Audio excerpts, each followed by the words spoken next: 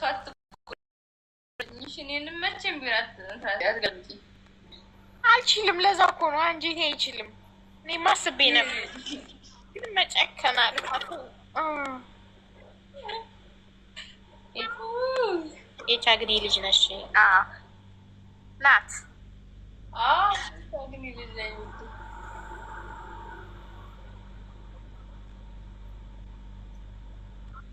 እና ምን አዲስ አለ? እንዴት ናችሁ? ለጾሙ የተዘጋጃችሁ ነው? አልሐምዱሊላህ ደህና ነን። እየተዘጋጀን ነው። አረፋ ጾም እየደረሰ ነው። ስንት ቀን ቀረ?